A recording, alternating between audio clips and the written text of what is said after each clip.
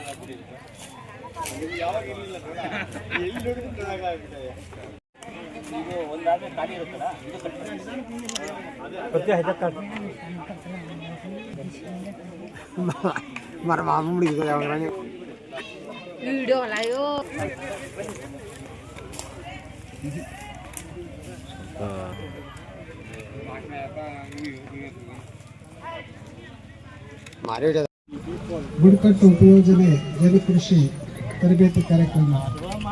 ಈ ಒಂದು ಕಾರ್ಯಕ್ರಮದಲ್ಲಿ ಭಾಗವಹಿಸಿರ್ತಕ್ಕಂಥ ಕುಲಪತಿಗಳು, ಕೃಷಿ ವಿಶ್ವವಿದ್ಯಾನಿಲಯ ಬೆಂಗಳೂರು ಡಾಕ್ಟರ್ ವಿ.ಎಸ್.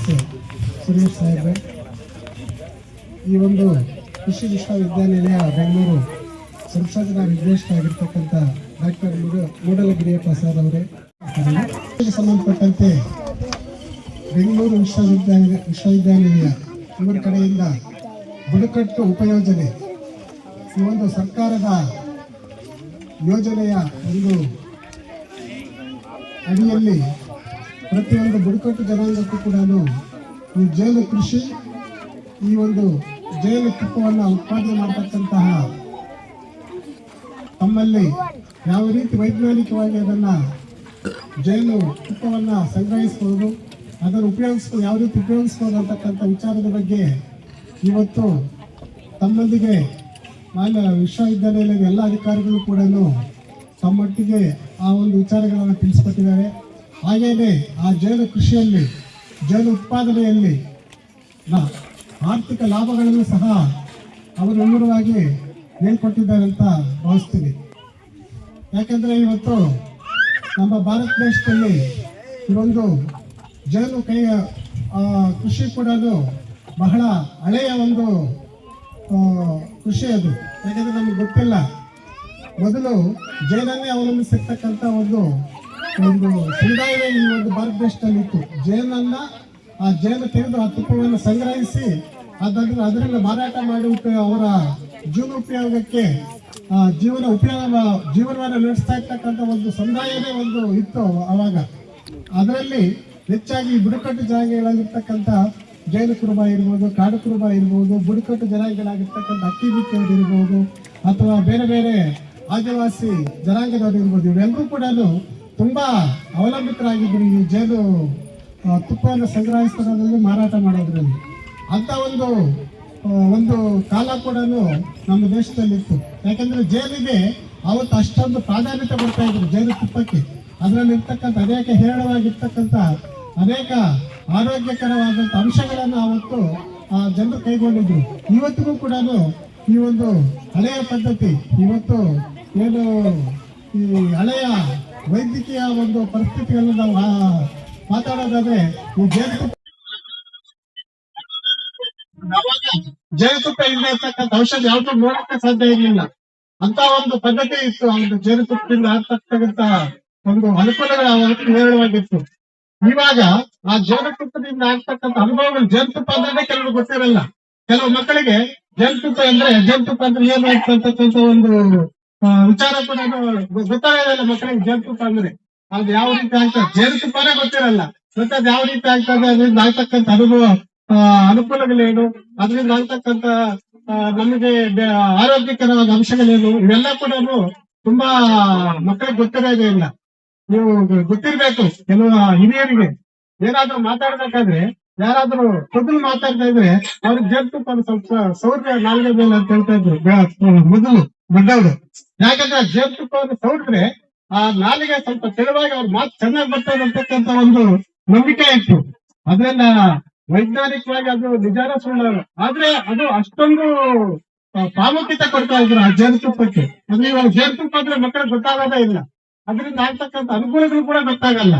ಹಾಗಾಗಿ ಇಂಥ ಒಂದು ಜೇನುತುಪ್ಪವನ್ನು ಇವತ್ತು ಮಾನ್ಯ ಒಂದು ಕೃಷಿ ವಿಶ್ವವಿದ್ಯಾನಿಲಯದವರು ಸಂಶೋಧನೆ ಮಾಡಿ ಈ ದೇಶಕ್ಕೆ ಮತ್ತು ಇವಾಗ ಈ ಒಂದು ಜನರೇಷನ್ ಇದೆ ಆ ಜೇನುತುಪ್ಪದ ಅವಶ್ಯಕತೆ ಏನಿದೆ ಅಂತ ಹೇಳ್ಬಿಟ್ಟು ಇವಾಗ ನಾವು ಆ ಸಂಶೋಧನೆಯಲ್ಲಿ ಇವಾಗ ಕೆಲವು ನಾವು ನೋಡ್ತಾ ಇರ್ತೀವಿ. ಈ ಸೋಷಿಯಲ್ ಮೀಡಿಯಾದಲ್ಲಿ ಬೇರೆ ಬೇರೆ ನೋಡ್ತಾ ಇದ್ರೆ ಆ ಜೇನುತುಪ್ಪ ಇವಾಗ ಸಕ್ಕರೆಗೂ ಮತ್ತು ಬೆಲ್ಲಕ್ಕೂ ಆಲ್ಟರ್ನೇಟ್ ಒಂದು ಇದಂತ ತೋರಿಸ್ತಾ ಇದ್ದಾರೆ. ಇವಾಗ ಜೇನುತುಪ್ಪ, ಇವಾಗ ಸಕ್ಕರೆ ಹಾಕೋದ್ರ ಬದಲು ಹಾಲಲ್ಲಿ ಜೇನುತುಪ್ಪ ಹಾಕೊಂಡು ಕುಡೀರಿ ಅಂತಕ್ಕಂಥದ್ದು. ಮತ್ತೆ ಯಾವುದೋ ಒಂದು ಹಾಲಲ್ಲಿ ಜೇನುತುಪ್ಪ ಅಥವಾ ಟೀನಲ್ಲಿ ಜೇನುತುಪ್ಪ, ಸಕ್ಕರೆಗಿಂತ ಜೇನುತುಪ್ಪ ಮೇಲೂ, ಬೆಲ್ಲಕ್ಕಿಂತ ಜೇನುತುಪ್ಪ ಮೇಲೂ, ಈ ತರ ಒಂದು ಬೇರೆ ನಮಗೆ ತಕ್ಷಣ ಸಿಗ್ತಕ್ಕಂಥ ಸಕ್ಕರೆ ಮತ್ತು ಬೆಲ್ಲಕ್ಕಿಂತನೂ ಮೇಲು ಜೇನುತುಪ್ಪ ಅನ್ನೋದನ್ನ ಇವತ್ತು ತುಂಬಾ ಪ್ರಚಾರ ಮಾಡ್ತಾ ಇದ್ದಾರೆ. ಇಂಥ ಒಂದು ಸಂದರ್ಭದಲ್ಲಿ ಜೇನುತುಪ್ಪ ತುಂಬಾ ಅವಶ್ಯಕತೆ ಇದೆ ಅಂತಕ್ಕಂಥದ್ದನ್ನ ಇವತ್ತು ಸಂಶೋಧಕರು ಅದನ್ನ ಕಂಡುಹಿಡಿದಿದ್ದಾರೆ. ಹಾಗಾಗಿ ಆ ಒಂದು ಸಂಶೋಧನೆಯಿಂದ ಇವತ್ತು ಆ ಜೇನುತುಪ್ಪವನ್ನು ಇಲ್ಲಿ ನಾವು ಹೇರಳವಾಗಿ ತಗೋಬಹುದು ಅಂತಕ್ಕಂಥದ್ದನ್ನ ಒಳಗೊಂಡಿದ್ದಾರೆ.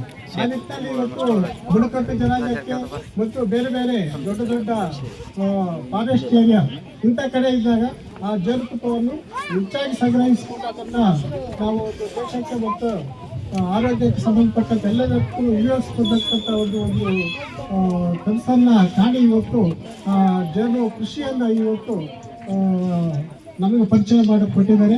ಅದೇ ಇದು ನಮ್ಮ ಹಳಬರಿಗೆ ತುಂಬಾ ಹಳೆಯದಿದು ಜೇನು. ಇವಾಗ ನಮ್ಗೆ ಹೊಸದು, ಯಾಕಂದ್ರೆ ಆ ಜೇನು ಅಂದ್ರೆ ನಮ್ಗೆ ಗೊತ್ತಾಗಲ್ಲ, ಹಳಬರಿಗೆ ಗೊತ್ತಾಗ್ತಾ ಇತ್ತು. ಇವಾಗ ನಾವು ಹೊಸದಾಗಿ ಅದನ್ನ ಪ್ರಾರಂಭ ಮಾಡ್ತಾ ಇದ್ದೀವಿ. ಹಾಗಾಗಿ ಆ ಸಂಬಂಧಪಟ್ಟಂತೆ ಎಲ್ಲ ನಮ್ಮ ಕೃಷಿ ಒಂದು ಜೇನು ಸಂಬಂಧಪಟ್ಟಂತ ಸಂಶೋಧಕರು ವಿಜ್ಞಾನಿಗಳು ನಮ್ಮೊಟ್ಟಿಗಿರೋದು ಇವತ್ತು ನಮ್ಮ ಒಂದು ಸುದೈವ ಅಂತ ಈ ಸಂದರ್ಭದಲ್ಲಿ ಭಾವಿಸ್ತಾ ಆ ಜೇನುತುಪ್ಪವನ್ನು ಹೆಚ್ಚಾಗಿ ನಾವು ಸಂಗ್ರಹಿಸೋದರ ಮುಖಾಂತರ ನಾವು ಆರ್ಥಿಕವಾಗಿ ಕೂಡ ಸಬಲರಾಗೋದಕ್ಕೆ ಸಾಧ್ಯ ಇದೆ. ಯಾಕಂದ್ರೆ ಈ ಜೇನುತುಪ್ಪ ಇವರು ಬೇರೆ ಬೇರೆ ಕಸುಬುಗಳು ಮಾಡ್ತಾ ಇದ್ದೀರಾ. ಆ ಕಸುಬುಗಳಲ್ಲಿ ಯಾಕೆ ಮಾಡ್ತಾ ಇದ್ದೀರಾ ಅಂತ ಹೇಳಿದ್ರೆ, ನೀವು ನಿಮ್ಮ ಕುಟುಂಬವನ್ನು ಆರ್ಥಿಕ ಒಂದು ಮುಗ್ಗಟ್ಟಿನಿಂದ ತಪ್ಪಿಸೋದಕ್ಕೆ ನಾವು ಆರ್ಥಿಕವಾಗಿ ಪ್ರಬಲರಾಗಬೇಕಂತಕ್ಕಂಥ ಉದ್ದೇಶದಿಂದ ನೀವು ಬೇರೆ ಬೇರೆ ಕಸುಬುಗಳು ಮಾಡ್ತಾ ಇದ್ದೀರಾ. ಅದರಲ್ಲಿ ಇದು ಕೂಡ ಒಂದಾಗಿರ್ತದೆ. ಇದಕ್ಕೆ ನೀವೇನು ಅದೇ ಕೆಲಸ ಮಾಡಬೇಕಾಗಿಲ್ಲ, ಆಹಾರ ಕೊಡಬೇಕಾಗಿಲ್ಲ. ಯಾಕಂದ್ರೆ ಅದ್ರ ಆಹಾರ ಅದೇ ತಂದ್ಕೊಳ್ತದೆ. ಆ ನೊಣಿಗಳು ಅದ್ರ ಆಹಾರ ಅದೇ ಕಟ್ಕೊಂಡು ಬರ್ತದೆ, ಅದೇ ಜನ ಗೂಡು ಕಟ್ಕೊಳ್ತದೆ, ಅದೇ ತುಪ್ಪನ ತಯಾರಿಸ್ತದೆ, ಎಲ್ಲಾ ಕೆಲಸ ಅದೇ ಮಾಡ್ತದೆ. ಅದಕ್ಕೆ ಬೇಕಾಗಿರ್ತಕ್ಕಂಥ ಒಂದು ವಾತಾವರಣ ನಿರ್ಮಾಣ ಮಾಡ್ಕೊಳ್ಳೋದು ನಮ್ಮ ಜವಾಬ್ದಾರಿ ಅಂತ ನಮ್ಮ ಕರ್ತವ್ಯ ಆಗಿರ್ತದೆ.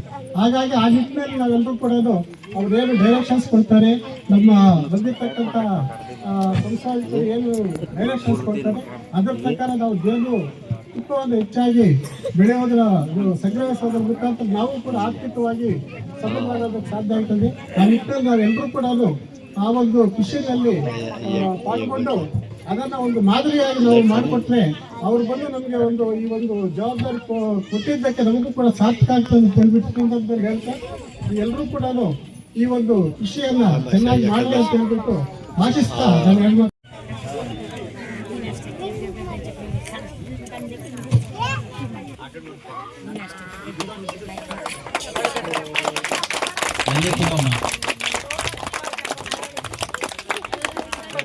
ನೀಲವರಾಜ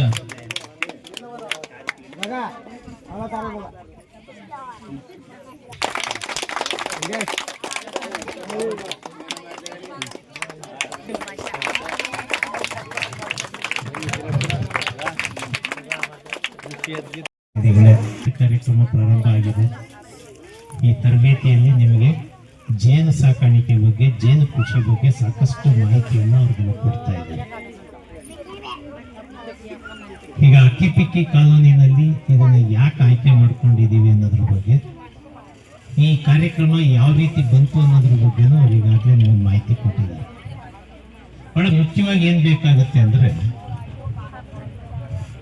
ಈ ಸಮಾಜದ ಮುಖ್ಯವಾಹಿನಿಗೆ ಎಲ್ಲಾ ಜನಗಳನ್ನು ತೆಗೆದುಕೊಂಡು ಹೋಗ್ಬೇಕು ಅನ್ನೋದು ಸರ್ಕಾರಗಳ ಮತ್ತೆ ಇನ್ನಿತರ ಅಭಿಲಾಷೆ. ಅಂದ್ರೆ ಯಾವ ರೀತಿ ತಗೊಂಡು ಹೋಗ್ಬೇಕಾಗುತ್ತೆ, ಒಂದು ಸಾಮಾಜಿಕವಾಗಿ ಅವ್ರನ್ನ ಉನ್ನತೀಕರಣ ಮಾಡಬೇಕು, ಇನ್ನೊಂದು ಆರ್ಥಿಕವಾಗಿ ಅವ್ರನ್ನ ಬೆಳೀಲಿಕ್ಕೆ ಅವ್ರಿಗೆ ಅನುಕೂಲಗಳನ್ನ ಮಾಡಿಕೊಡಬೇಕು ಅನ್ನೋದು ಉದ್ದೇಶ. ಈ ಉದ್ದೇಶ ಇಟ್ಟುಕೊಂಡು ಕೃಷಿ ವಿಶ್ವವಿದ್ಯಾನಿಲಯ ಸಹ ಹಲವಾರು ಕಾರ್ಯಕ್ರಮಗಳನ್ನ ಕಾಲಕ್ಕೆ ಬೇರೆ ಬೇರೆ ಕಡೆ, ಈಗ ಪರಿಶಿಷ್ಟ ಜಾತಿ, ಪರಿಶಿಷ್ಟ ಪಂಗಡ, ಬುಡಕಟ್ಟು ಜನಾಂಗದವರು ಇಂಥವ್ರುಗಳ ಮಧ್ಯೆ ಕೆಲಸ ಮಾಡ್ತಾ ಇರ್ತೀವಿ ನಾವು. ಅಂದ್ರೆ ಕೃಷಿ ವಿಶ್ವವಿದ್ಯಾನಿಲಯದಲ್ಲಿ ಸಂಶೋಧನೆಗಳನ್ನ ಮಾಡ್ತೀವಿ. ಆ ಸಂಶೋಧನೆಗಳಿಂದ ಬಂದಿರುವಂತ ಫಲಿತಾಂಶವನ್ನು ತೆಗೆದುಕೊಂಡು ಈ ರೀತಿ ವಿಸ್ತರಣಾ ಕಾರ್ಯಕ್ರಮಗಳನ್ನ ರೈತರ ಜೊತೆಗೆ ಮತ್ತೆ ಈ ರೀತಿ ಬುಡಕಟ್ಟು ಫಲಾನುಭವಿಗಳ ಜೊತೆಗೆ ಕೆಲಸ ಮಾಡಿ ಅವರಿಗೆ ನಮ್ಮಿಂದ ಬಂದಿರುವಂತ ಸಂಶೋಧನೆಯ ಫಲಿತಾಂಶಗಳನ್ನ ನಿಮಗೆ ಕೊಟ್ಟು ಅದರಿಂದ ನಿಮಗೆ ಬೆಳವಣಿಗೆಗೆ ಸಹಕಾರಿಯಾಗೋ ರೀತಿಯಲ್ಲಿ ನಾವು ಕೆಲಸವನ್ನ ಮಾಡ್ತಾ ಇದ್ದೀವಿ. ಕಳೆದ ಬಾರಿ HD ಕೋಟೆನಲ್ಲಿ ಈಗಾಗಲೇ ಹೇಳ್ತಾ ಇದ್ರು, ಜೇನು ಕುರುಬರು ಅವ್ರ ಕಸಬೆ ಜೇನು ಸಾಕಾಣಿಕೆ. ಜೇನು ಸಾಕಾಣಿಕೆ ಅನ್ನೋದಕ್ಕಿಂತ ಹೆಚ್ಚಾಗಿ ಜೇನು ಸಂಗ್ರಹಣೆ. ಕಾಡುಗಳಲ್ಲಿದ್ದಂಥ ನಿಮ್ಗೆಲ್ಲರಿಗೂ ಗೊತ್ತಿದೆ, ಆ ಹೆಜ್ಜೇನಿನ ಗೂಡುಗಳು ಎಲ್ಲೇ ಇರಲಿ ಅಲ್ಲಿ ಹೋಗಿ ಅದನ್ನ ಕಿತ್ತು ಅದರ ತುಪ್ಪವನ್ನು ತೆಗೆದು ಅದನ್ನ ಮಾರಾಟ ಮಾಡೋದು ಅವ್ರದ್ದು ಮುಖ್ಯವಾದಂತ ಒಂದು ಕಸಬು. ಇಡೀ ಒಂದು ಬುಡಕಟ್ಟು ಜನಾಂಗದಲ್ಲಿ ಅವ್ರು ಎಷ್ಟೇ ಎತ್ತರದಲ್ಲಿ ಇರಲಿ, ಯಾವುದೇ ಬೆಟ್ಟ ಗುಡ್ಡಗಳ ಮಧ್ಯೆ ಅದು ಜೇನು ಕಟ್ಟಿರ್ಲಿ, ಸರಾಗವಾಗಿ ತೆಗೆದ್ಬಿಟ್ಟು ಅದನ್ನ ಮಾರಾಟ ಮಾಡುವಂತ ಕಲೆ ಅವ್ರಿಗೆ ಗೊತ್ತಿದೆ. ಆದ್ರೆ ಎಲ್ಲರೂ ಅದನ್ನ ಮಾಡ್ಲಿಕ್ಕಾಗಲ್ಲ. ಆದ್ರೆ ಜೇನು ಸಾಕಾಣಿಕೆಯಿಂದ ಹಲವಾರು ಲಾಭಗಳಿದೆ ಅನ್ನೋದನ್ನ ಈಗಾಗಲೇ ಹೇಳಿದ್ದಾರೆ. ಒಂದು ಈಗ ನಾವು ಮಾತಾಡ್ತಾ ಏನ್ ಹೇಳ್ತಾ ಇದ್ದೀವಿ, ಜೇನು ಸಾಕಾಣಿಕೆ ಮಾಡಿದ್ರೆ ನಿಮ್ಗೆ ಸ್ವಲ್ಪ ದುಡ್ಡು ಬರುತ್ತೆ ಅದ್ರ ಜೊತೆಗೆ ಅಂತ. ಒಂದು ಕೆಜಿಗೆ 300 ರೂಪಾಯಿ ಅಥವಾ 400 ರೂಪಾಯಿ ಅಂತ ಇಟ್ಕೊಂಡ್ರೋದು, ಒಂದು ಸುಮಾರು ಒಂದು 4 ರಿಂದ 5 ಕೆಜಿ ತೆಗಿತೀವಿ ಅಂದ್ರೆ ಒಂದು 2,000 ರೂಪಾಯಿವರೆಗೂ ದುಡ್ಡು ಸಿಗುತ್ತೆ ನನಗೆ ಅಂತ. ಅಂದ್ರೆ ಅದಕ್ಕೆ ಹೇಳೋದು ಯಾವಾಗ್ಲೂ ಮುಖ್ಯ ಕಸಬು ಮತ್ತೆ ಉಪಕಸಬು ಅಂತ. ಈ ಜೇನು ಸಾಕಾಣಿಕೆ ಉಪಕಸಬು ಅಷ್ಟೇ. ನನಗೆ ಬರ್ತಾ ಇರೋ ದುಡ್ಡಿನ ಜೊತೆಗೆ ಅಲ್ಪ ಪ್ರಮಾಣದಲ್ಲಿ ಮತ್ತೆ ಇದರಿಂದ ಬರುತ್ತೆ. ಅಂದ್ರೆ ಬರೀ ಆ ದುಡ್ಡುಗೋಸ್ಕರ ಮಾಡ್ತಾ ಇದ್ದೀವ ನಾವು. ನಿಮಗೆ ಗೊತ್ತಿದೆ, ಜೇನು ಸಾಕಾಣಿಕೆ ಮಾಡೋದ್ರಿಂದ ನಾವು ಬೆಳೆ ಬೆಳೀತಾ ಇರುವಂತ ಬೆಳೆಗಳಲ್ಲಿ ಪರಾಗಸ್ಪರ್ಶ ಆಗಿ ಹೆಚ್ಚು ಇಳುವರಿ ಬರಲಿಕ್ಕೆ ಈ ಜೇನುಗಳು ಸಹಕಾರಿಯಾಗುತ್ತೆ ಅಂತ. ಅದು ಮುಖ್ಯವಾದಂತ ಉದ್ದೇಶ. ನನಗೆ ಬೆಳೆ ಉತ್ಪಾದನೆನೂ ಜಾಸ್ತಿ ಆಗ್ಬೇಕು, ಆ ಬೆಳೆ ಉತ್ಪಾದನೆ ಜೊತೆಗೆ ಉಪ ಉತ್ಪನ್ನವಾಗಿ ತುಪ್ಪನೂ ನನಗೆ ಸಿಗ್ಬೇಕು, ಜೇನುತುಪ್ಪನೂ ಸಿಗ್ಬೇಕು. ಎರಡೂ ರೀತಿ ಅನುಕೂಲ ಇದೆ ನಮಗೆ. ಹಾಗಾಗಿ ಅದನ್ನ ನಾವು ಮಾಡಬೇಕು ಅಂತ ಪ್ರಯತ್ನ. ಅಂದ್ರೆ ಈ ಜೇನುಗಳನ್ನ ಹೆಜ್ಜೇನನ್ನ ನಾವು ಸಾಕ್ಲಿಕ್ಕಾಗಲ್ಲ. ಅದಕ್ಕೋಸ್ಕರ ಸಂಶೋಧನೆಗಳ ಮೂಲಕ ಹಲವಾರು ಪ್ರಭೇದಗಳನ್ನ ಕಂಡುಹಿಡಿದು ಆ ಪ್ರಭೇದಗಳನ್ನ ಮನೆಗಳಲ್ಲೇ ನಾವು ಸಾಕುವಂತ ಅಥವಾ ತೋಟಗಳಲ್ಲಿ ಅದನ್ನ ಈ ಪೆಟ್ಟಿಗೆಗಳ ಮೂಲಕ ಸಾಕುವಂತ ಕಲೆಯನ್ನ ಮತ್ತೆ ಆ ಒಂದು ವಿದ್ಯೆಯನ್ನು ನಿಮ್ಗೆ ಕಲಿಸ್ಕೊಡ್ತಾ ಇದ್ದಾರೆ. ಪ್ರತಿ ಮನೆ ಈಗಾಗಲೇ ಸುಮಾರು ಜನ, ಈಗ ನಮಗೆ ಗೊತ್ತಿರೋ ಹಾಗೆ, ನನಗೆ ಗೊತ್ತಿದ್ದಂಗೆ 2,000-3,000 ಪೆಟ್ಟಿಗೆಗಳನ್ನ ಲೀಸ್ಗೆ ಜಾಗಗಳಲ್ಲಿ ಹೋಗಿ ಇಟ್ಟು ಬಂದು ಅವ್ರಿಗೆ ಇಷ್ಟು ಅಂತ ಕೊಟ್ಟು ಮಿಕ್ಕಿದ್ದನ್ನು ತಗೊಳ್ಳುವಂತ ದೊಡ್ಡ ಉದ್ದಿಮೆಯಾಗಿ ಬೆಳೀತಾ ಇದೆ. ಈಗ ನಾವು ಬರೀ ಒಂದು ಪೆಟ್ಟಿಗೆ ಇಟ್ಕೊಂಡು ನಾನು ಮನೆಗೆ ಬಳಸ್ಕೊಳ್ತೀನಿ, ಮಕ್ಳಿಗೆ ಕೊಡ್ತೀನಿ, ಆರೋಗ್ಯ ದೃಷ್ಟಿಯಿಂದ ಒಳ್ಳೆಯದು, ಆರೋಗ್ಯಕ್ಕೋಸ್ಕರ ಮಕ್ಳಿಗೆ ಕೊಡೋಣ ಅನ್ನೋದು ಅಥವಾ ನಾನು ಬಳಸೋಣ ಅನ್ನೋದ್ರ ಜೊತೆಗೆ ನನ್ನ ಬೆಳೆಗಳ ಉತ್ಪಾದನೆ ಜಾಸ್ತಿ ಆಗುತ್ತೆ ಅನ್ನೋದು, ಅದು ದೊಡ್ಡ ಪ್ರಮಾಣದಲ್ಲಿ ಮಾಡ್ಲಿಕ್ಕೂ ಹೊರಟಿದ್ದಾರೆ ಜನ. ಯಾಕೆಂದ್ರೆ ಜಾಸ್ತಿ ದುಡ್ಡಿದೆ ಅಂತ ಗೊತ್ತಾಗಿದೆ. ಈಗ ದೊಡ್ಡ ಪ್ರಮಾಣದಲ್ಲಿ ಈಗ ಒಬ್ಬೊಬ್ರು 2,000 ಪೆಟ್ಟಿಗೆ, 1,000 ಪೆಟ್ಟಿಗೆ ಅಂತ ಅವ್ರು ಯಾಕೆ ಯಾರ್ಯಾರ್ದೋ ತೋಟಕ್ಕೆ ಹೋಗಿಟ್ಟು ಅವರು ನಿಮ್ಗೆ ಒಂದು ಪೆಟ್ಟಿಗೆಯಿಂದ ಕಲೆಕ್ಟ್ ಆಗೋದ್ರಲ್ಲಿ 30% ನಿಮಗೆ ಕೊಡ್ತೀನಿ, 70% ನಾನು ತಗೊಳ್ತೀನಿ ಅಂದ್ರೆ ಅವ್ರವರ ಅಂಡರ್ಸ್ಟ್ಯಾಂಡಿಂಗ್ ಮೇಲೆ ಕೆಲಸ ನಡೆಯುತ್ತೆ. ಈ ರೀತಿಯಾದಂತ ಒಂದು ಉದ್ದಿಮೆಯಾಗೆ ಇದು ಬದಲಾಗ್ತಾ ಇದೆ. ಆ ಉದ್ದಿಮೆ ಜೊತೆಗೆ ಈ ರೀತಿ ನಿಮ್ದು ಬೇರೆ ಬೇರೆ ಕಸುಬುಗಳಿದೆ. ಈಗ ಒಂದು ಕೃಷಿ ಮಾಡ್ತಿದ್ದೀರಾ ನೀವು, ಎಲ್ಲರಿಗೂ 2 ಎಕರೆ ಅಥವಾ 1 ಎಕರೆ 1.5 ಎಕರೆ ಜಮೀನು ಕೊಟ್ಟಿದ್ದಾರೆ, ಅದರಲ್ಲಿ ಕೃಷಿ ಮಾಡ್ತಾ ಇದ್ದಾರೆ. ಅದ್ರ ಜೊತೆಗೆ ನಿಮ್ಮದೇ ಆದಂತ ಒಂದು ಕುಲಕಸಬು ಇದೆ. ಈಗ ನಾನು ಕೊರಟಗೆರೆ ಹತ್ರ ಹೋದಾಗ ಅವರು ಔಷಧಿ ತಯಾರು ಮಾಡಿ ಹೊರದೇಶಗಳಿಗೆ ಹೋಗಿ ಈಗ ಬರ್ತಾ ಹೇಳ್ತಾ ಇದ್ರು ವಿಜಯ್ ಕುಮಾರ್ ನನಗೆ, ಈ ಕಾಲೋನಿನಲ್ಲಿ ಏನಿದೆಯೋ ಏನಿಲ್ವೋ ಗೊತ್ತಿಲ್ಲ ಸರ್, ಬಟ್ ಪ್ರತಿ ಮನೆಯಲ್ಲೂ ಪಾಸ್ಪೋರ್ಟ್ ಇದೆ, ಪ್ರತಿ ಮನೆಯವರು ಪಾಸ್ಪೋರ್ಟ್ ಇಟ್ಕೊಂಡಿದ್ದಾರೆ, ಇವ್ರು ಪ್ರತಿಯೊಬ್ಬರ ಹತ್ರನೂ ಇದೆ ಅದು ಅಂತ. ಈಗ ನೀವು ಸಿಟಿ ಒಳಗೆ ಬಂದ್ರೆ ಎಲ್ಲರ ಹತ್ರನೂ ಪಾಸ್ಪೋರ್ಟ್ ಸಿಗಲ್ಲ. ಅವ್ರ ಹತ್ರ ಆಧಾರ್ ಕಾರ್ಡು ಪ್ಯಾನ್ ಕಾರ್ಡ್ ಸಿಗ್ಬೋದು ಅಷ್ಟೇ, ಬಟ್ ಪಾಸ್ಪೋರ್ಟ್ ಎಲ್ಲರ ಹತ್ರಲ್ಲೂ ಇದೆ ಅಂತ ಹೇಳಕ್ಕಾಗಲ್ಲ. ಬಟ್ ನಿಮ್ ಕಾಲೋನಿನಲ್ಲಿ ಇದೆ ಅಂದ್ರೆ ನಿಮ್ಮ ಕಸಬಿಗೆ ಉಪಯೋಗ ಆಗುವಂಥದ್ದು ಅದೊಂದು ದಾಖಲೆ. ನೀವು ಹೊರಗಡೆ ಹೋಗಿ ಮಾರಾಟ ಮಾಡುವಂಥದ್ದು, ಮಾರುಕಟ್ಟೆ ವ್ಯವಸ್ಥೆಯನ್ನ ನೀವೇ ರೂಪಿಸ್ಕೊಳ್ಳಿಕ್ಕೆ ಅನುಕೂಲ ಆಗುತ್ತೆ. ಅದ್ರ ಜೊತೆಗೆ ಈ ಜೇನನ್ನ ನಾವು ಸಾಕಾಣಿಕೆ ಮಾಡ್ತಾ ಇದ್ದೀವಿ. ಆ ಜೇನು ಸಾಕಾಣಿಕೆಯಲ್ಲಿ ಹಲವಾರು ವಿಧಗಳೇನು, ಅದರಿಂದ ತುಪ್ಪವನ್ನ ಯಾವ ರೀತಿ ಸಂಗ್ರಹಿಸಬೇಕು, ಆ ಕಾಲೋನಿಗಳು ಓಡೋಗ್ದಂಗೆ ಹೆಂಗ್ ನೋಡ್ಕೋಬೇಕು, ಜೇನು ಗೂಡಲ್ಲಿ ಕಾಲೋನಿಗಳು ಹೊರಟೋಗುತ್ತೆ ಒಂದೊಂದ್ಸಲ, ಅದು ಹೋಗ್ದಂಗೆ ಯಾವ ರೀತಿ ಮಾಡ್ಕೋಬೇಕು, ಅಥವಾ ಗೂಡನ್ನು ತಂದು ಯಾವ ರೀತಿ ಪೆಟ್ಟಿಗೆನಲ್ಲಿ ಇಡಬೇಕು ಅನ್ನೋದು, ಇದ್ರ ಬಗ್ಗೆ ಎಲ್ಲ ಅವ್ರು ಸಾಕಷ್ಟು ತರಬೇತಿ ಕೊಟ್ಟಿದ್ದಾರೆ. ಮತ್ತೆ ಈಗ ಆ ಜೇನನ್ನ ತೆಗಿಲಿಕ್ಕೆ ಬೇಕಾದಂತ ಒಂದು ಡ್ರಮ್ಮು ಮಾಡಿಸಿದ್ದಾರೆ. ಮುಂಚೆ ಅದನ್ನ ಕೈಯಲ್ಲಿ ಹಿಂಡ್ತಾ ಇದ್ರು ನಮಗ್ ಗೊತ್ತಿದ್ದಂಗೆ, ಅದು ಆ ಕೈಯಲ್ಲಿ ಹಿಂಡಿದಾಗ ಸುಮಾರು ಜನ ತಗೊಳ್ಲಿಕ್ಕೆ. ಈಗ ಇದ್ರಲ್ಲಾದ್ರೆ ಒಂದು ಕ್ಲೀನ್ ಆಗಿರುತ್ತೆ, ಹಾಗಾಗಿ ಆ ವ್ಯವಸ್ಥೆಯನ್ನು ರೂಪಿಸುವಂತ ಪೆಟ್ಟಿಗೆಗಳನ್ನು ಅವ್ರು ತಯಾರು ಮಾಡಿದ್ದಾರೆ. ಈ ರೀತಿಯಾದಂಥ ಕೆಲಸಗಳಲ್ಲಿ ತಮ್ಮನ್ನು ತಾವು ತೊಡಗಿಸ್ಕೊಳ್ಳಿ. ಹೆಚ್ಚು ಈ ರೀತಿಯಾದಂಥ ಕಾರ್ಯಕ್ರಮ ಕೃಷಿ ವಿಶ್ವವಿದ್ಯಾನಿಲಯದಿಂದ ಏನು ಬುಡಕಟ್ಟು ಜನಾಂಗದವರಿಗೆ ನಾವು ಕಾರ್ಯಕ್ರಮಗಳನ್ನು ಹಮ್ಮಿಕೊಳ್ತೀವಿ ಅಂತ ಕಾರ್ಯಕ್ರಮಗಳಲ್ಲಿ ಇನ್ನು ಬೇರೆ ಬೇರೆ ನಮ್ಮ ಪ್ರಯೋಜನಗಳಿದೆ. ಆ ಪ್ರಯೋಜನಗಳ ಮೂಲಕ ಈ ಕಾಲೋನಿನಲ್ಲಿ ಉಪಯೋಗ ಆಗುವಂಥ ಯಾವುದಾದ್ರೂ ಬಿತ್ತನೆ ಬೀಜಗಳನ್ನ ಕೊಡುವಂಥದ್ದು, ಆ ರೀತಿ ಯಾವುದಾದ್ರೂ ಕಾರ್ಯಕ್ರಮಗಳಿದ್ರೆ ಅದನ್ನು ಇವ್ರ ಜೊತೆಗೆ ಲಿಂಕ್ ಮಾಡಿ, ಬಹಳ ಮುಖ್ಯವಾಗಿ ಏನು ಅಂದರೆ ಇವರುಗಳನ್ನು ಆ ಮುಖ್ಯವಾಹಿನಿಗೆ ತೆಗೆದುಕೊಂಡು ಸಾಮಾಜಿಕವಾಗಿ ಮತ್ತು ಆರ್ಥಿಕವಾಗಿ ಸಬಲೀಕರಣ ಆಗುವಂಥ ಒಂದು ಪ್ರಯತ್ನವನ್ನು ನಾವು ಮಾಡೋಣ ಅಂತ ಸಂದರ್ಭದಲ್ಲಿ ಹೇಳ್ತಾ, ಇವೆಲ್ಲ ಬಹಳ ಆಸಕ್ತಿಯಿಂದ ಈ ಕಾರ್ಯಕ್ರಮ ವ್ಯವಸ್ಥೆಗಳನ್ನು ಕಲ್ಪಿಸ್ಕೊಡೋದಕ್ಕೆ ನಿಮಗೆ ತಲುಪಿಸುವಂಥ ಪ್ರಯತ್ನವನ್ನು ನಾವು ಮಾಡ್ತೀವಿ ಅಂತ ಈ ಸಂದರ್ಭದಲ್ಲಿ ಹೇಳ್ತಾ ಈ ಕಾರ್ಯಕ್ರಮ